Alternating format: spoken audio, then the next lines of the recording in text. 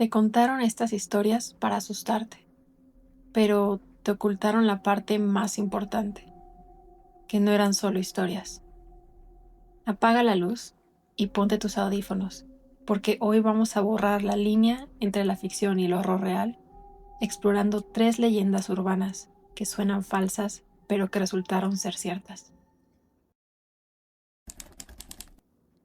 ¿Alguna vez has estado solo en casa, en completo silencio, y has escuchado un ruido? Un crujido en el piso de arriba, un susurro que parece venir de la nada. Lo más fácil es pensar que es el viento o que la casa simplemente se asienta.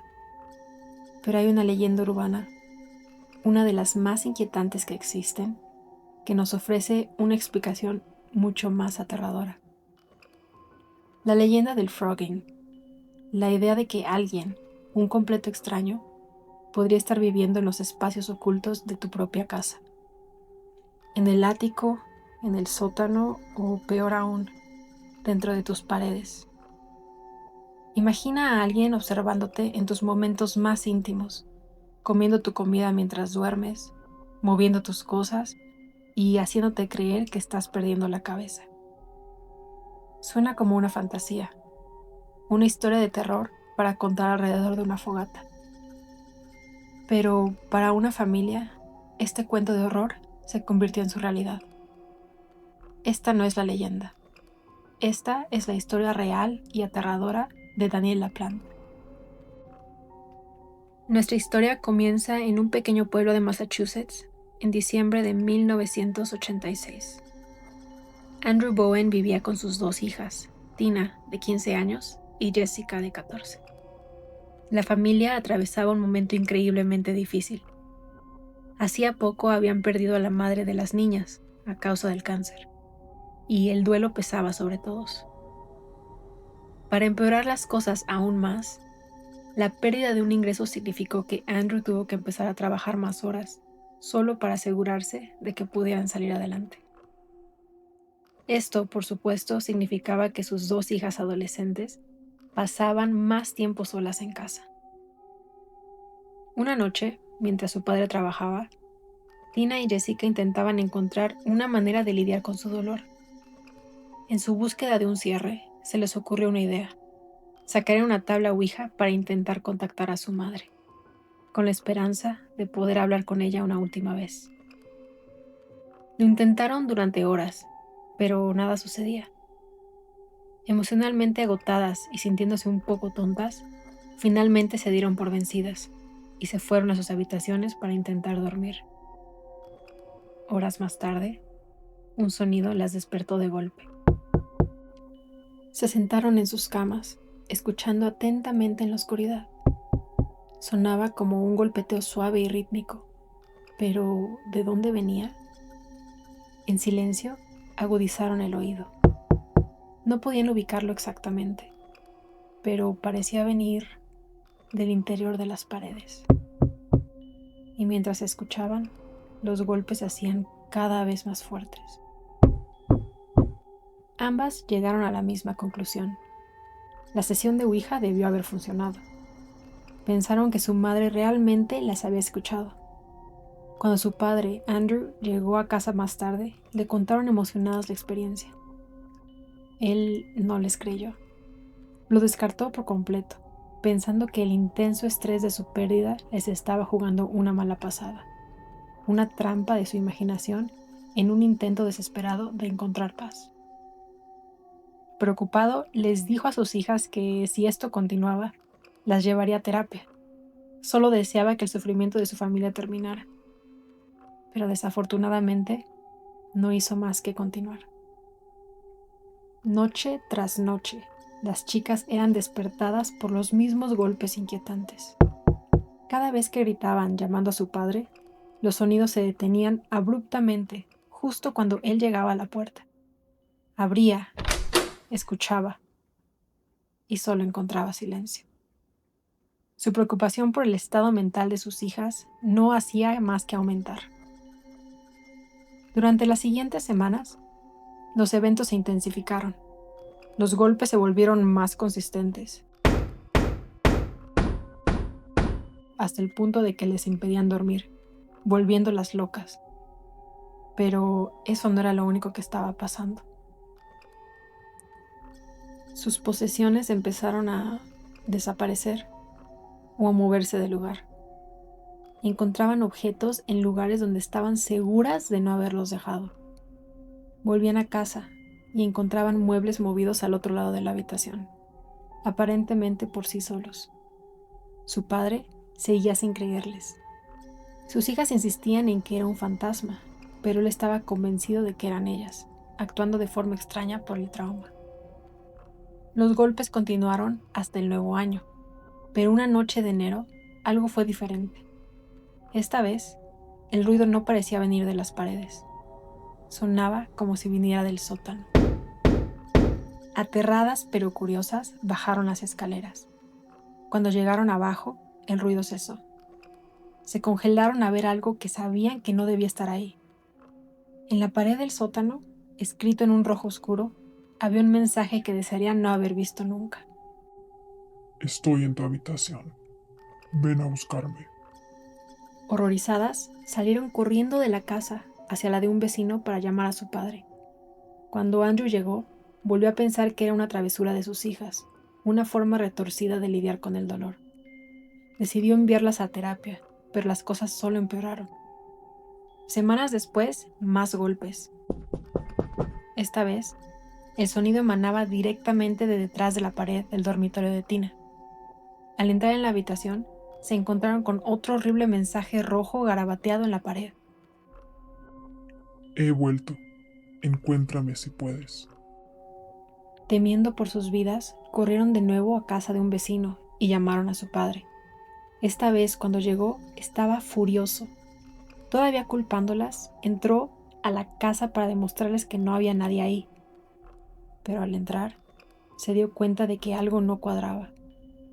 Entró solo en la habitación de Tina, y ahí vio un mensaje adicional que las chicas no habían mencionado. Cásate conmigo. Miró la pared, incrédulo, mientras su mente trataba de entender qué estaba pasando. Fue entonces cuando lo notó. Al otro lado de la habitación, una figura estaba de pie, vestida con la ropa de su difunta esposa. Una cabellera rubia caía sobre los hombros de la figura, hasta un hacha que sostenía en la mano. Aunque esa parte de la historia no termina ahí, necesitamos retroceder en el tiempo, a antes de que comenzaran los golpes. Unas semanas antes, la familia había recibido una llamada de un chico llamado Danny LaPlante. Dijo que era amigo de una amiga de Tina y que iba a su misma escuela. Danny se describió a sí mismo como un chico rubio, atractivo y atlético. Tras unas cuantas llamadas, Tina y él empezaron a conectar.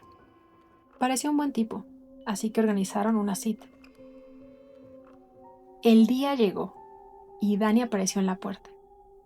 Tina abrió emocionada, pero se detuvo en seco. Danny no se parecía en nada a cómo se había descrito. Su pelo era oscuro y grasiento, y su aspecto general era desaliñado. Decidió ignorarlo y salieron de todos modos. La cita apenas duró una hora antes de que ella encontrara una excusa para irse. Durante esa breve cita, surgió el tema de la muerte de su madre. Danny pareció mostrar un interés anormalmente alto en el tema, preguntándole detalles sobre cuánto había sufrido.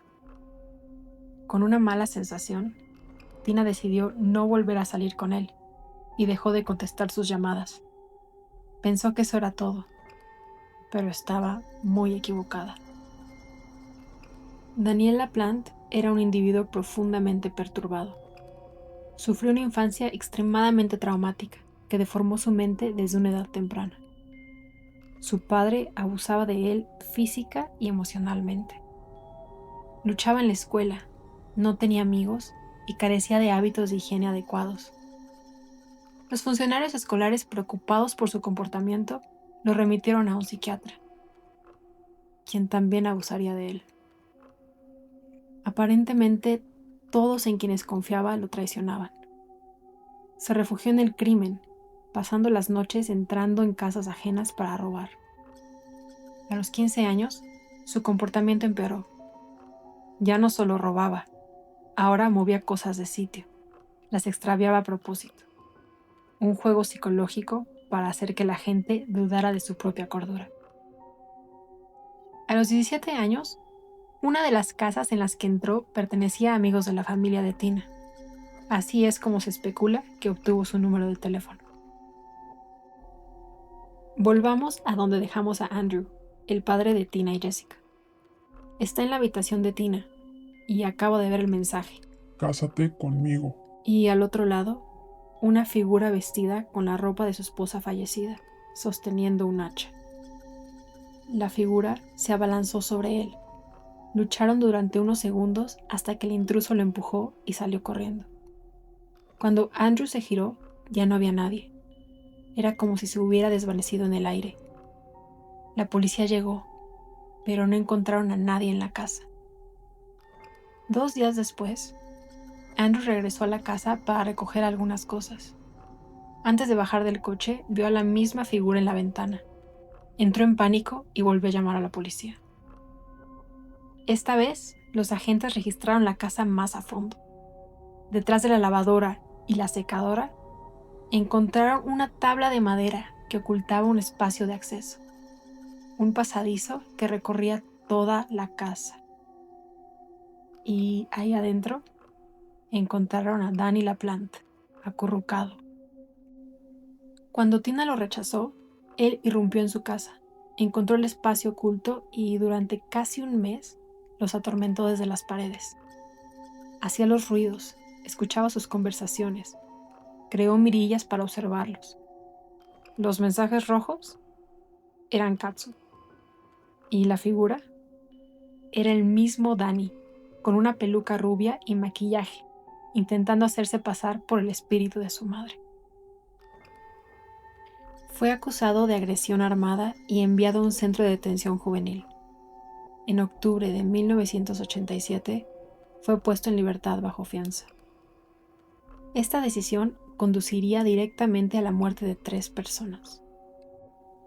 A menos de 1 kilómetro de distancia vivían los Gustafson, Andrew, Priscilla y sus 2 hijos, Abigail de 7 años y William de 5.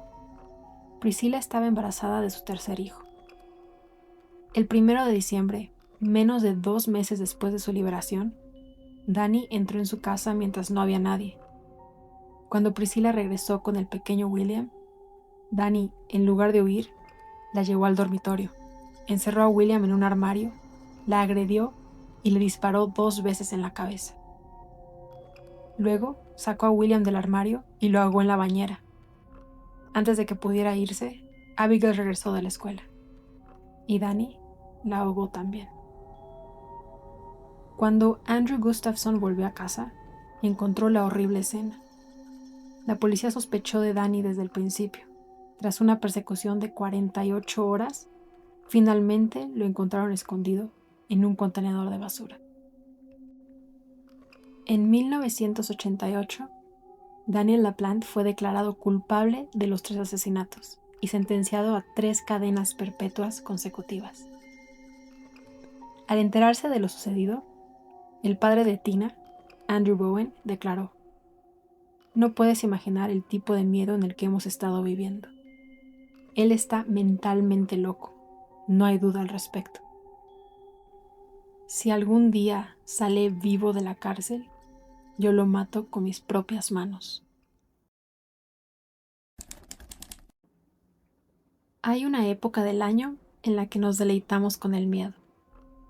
Una época en la que decoramos nuestras casas con telarañas, fantasmas y esqueletos. Es la única temporada en la que lo macabro se vuelve festivo. Pero esta fascinación por el horror puede tener una consecuencia extraña y terrible. Puede volvernos ciegos a la verdadera oscuridad, cuando se presenta justo frente a nuestros ojos. Existe una leyenda urbana que muchos hemos escuchado de alguna forma. La historia de una decoración de Halloween tan realista, tan espeluznante, que los vecinos la admiran durante días. Un hombre ahorcado, colgado de un árbol en el jardín delantero. Todos asumen que es un accesorio brillante, una broma muy bien elaborada, hasta que el olor comienza. o hasta que alguien se acerca demasiado y se da cuenta de que no es un muñeco. Se dan cuenta de que han estado sonriendo y admirando una tragedia real. Es una historia que parece diseñada para asustarnos en octubre, pero lo que voy a contarte ahora no es una leyenda. Es la crónica de 2 veces en que este cuento de terror se ha hecho realidad. Nuestra primera parada es Frederica, Delaware, en octubre de 2005. Era un pueblo tranquilo, preparándose para la noche de brujas. Las casas estaban adornadas y el espíritu festivo estaba en el aire. En una zona residencial, cerca de una carretera moderadamente transitada, apareció una nueva decoración. Colgando de la rama de un árbol, a unos 4 o 5 metros del suelo, había el cuerpo de una mujer. Estuvo ahí durante horas. Los coches pasaban, los vecinos salían a caminar, los niños jugaban cerca. La gente la veía. Algunos probablemente pensaron que era de mal gusto, y otros quizás admiraron lo realista que parecía. Todos, sin excepción, asumieron que era una broma de Halloween. Una más de las muchas figuras espeluznantes que salpican el paisaje de esa época del año. El cuerpo de la mujer de 42 años permaneció ahí, a la vista de todos, durante casi un día entero. Una tragedia personal convertida en un espectáculo público involuntario. No fue hasta el anochecer del martes que alguien finalmente sintió que algo no estaba bien y llamó a las autoridades. La policía estatal confirmó más tarde lo impensable. Docenas de personas habían visto el cuerpo, pero sus mentes, condicionadas por la temporada, se negaron a procesar la horrible verdad que tenían delante. 4 años después, en 2009, la leyenda urbana volvería a cobrar vida de una forma aún más espantosa. Esta vez en Marina del Rey, California. Los residentes de un complejo de apartamentos notaron una escena particularmente grotesca en el balcón del 3er piso de uno de sus vecinos. Sentado y desplomado sobre una silla, había el cuerpo de un hombre. Estaba cubierto de lo que parecía ser una gran cantidad de sangre falsa. La escena era tan detallada y sangrienta que parecía sacada de una película de terror.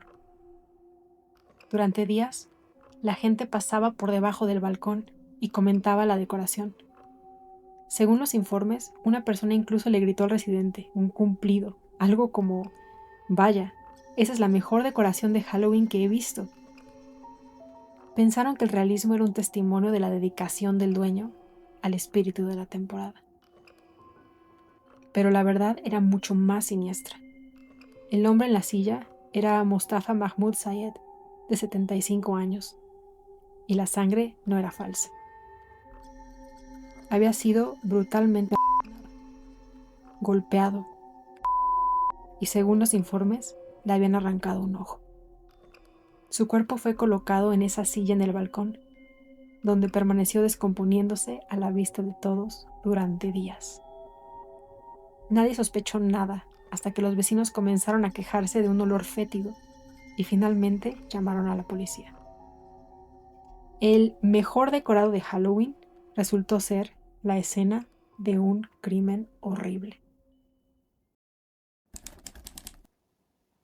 Una habitación de hotel es un lugar extraño.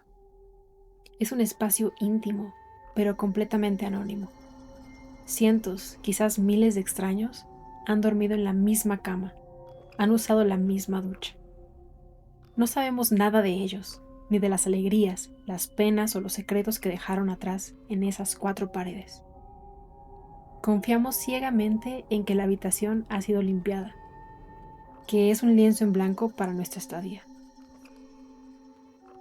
Pero hay una leyenda urbana que se alimenta de esa confianza y la retuerce hasta convertirla en una pesadilla. Comienza con una pareja que llega a su habitación de hotel detrás de un largo viaje. Al entrar, notan un olor rancio y penetrante. Se quejan en la recepción, pero el hotel está lleno, no hay otras habitaciones. Cansados, deciden aguantar. Abren las ventanas, rocian perfume, pero el hedor persiste. Se vuelve más denso, casi sofocante. Finalmente, incapaces de soportarlo más, deciden buscar la fuente ellos mismos. La alfombra, el baño, el armario, nada. Solo queda un lugar. Con el corazón en la garganta, uno de ellos se arrodilla, levanta el faldón de la cama y mira debajo. Lo que encuentran ahí es la fuente del olor y la materia de la que están hechas las peores pesadillas. Esta historia ha sido contada tantas veces que parece imposible que sea real. Pero la horrible verdad es que ha sucedido, no una, sino varias veces. La realidad ha imitado a la ficción de la forma más espantosa. Viajemos a Atlantic City, en 1999. Una pareja de turistas alemanes se registra en el Burgundy Motor Inn. Al entrar en su habitación, se enfrentan a ese mismo olor nauseabundo de la leyenda. Se quejan con el empleado, quien simplemente les dice apático que eso es lo que hay. Agotados, pasan la noche en esa habitación, soportando el hedor. A la mañana siguiente, el olor es tan insoportable que deciden investigar. Debajo de su cama, descubren el cuerpo en descomposición de un hombre de 64 años, Saúl Hernández. Habían dormido toda la noche a solo unos centímetros de un cadáver. Ese mismo año, en el Capri Motel de Kansas City, la historia se repitió con un giro aún más macabro. El personal de limpieza había entrado varias veces a la habitación 22 para intentar eliminar un olor horrible del que se habían quejado múltiples huéspedes a lo largo de varios días. Después de fregar y desinfectar sin éxito, un trabajador de mantenimiento finalmente levantó el colchón para revisar la base de la cama. El horror no estaba debajo de la cama, estaba dentro. Oculto en el interior del somier se encontraba el cuerpo de una mujer. A veces el horror no se esconde debajo de la cama, sino en los lugares más vitales e insospechados. En 2013, en el infame Hotel Cecil de Los Ángeles, los huéspedes comenzaron a quejarse del agua. Tenía baja presión, un color oscuro y un sabor extremadamente dulce. Durante días la gente se duchó con esa agua, se lavó los dientes y algunos incluso la bebieron. Después de múltiples quejas, el personal de mantenimiento subió al techo para revisar los tanques de agua.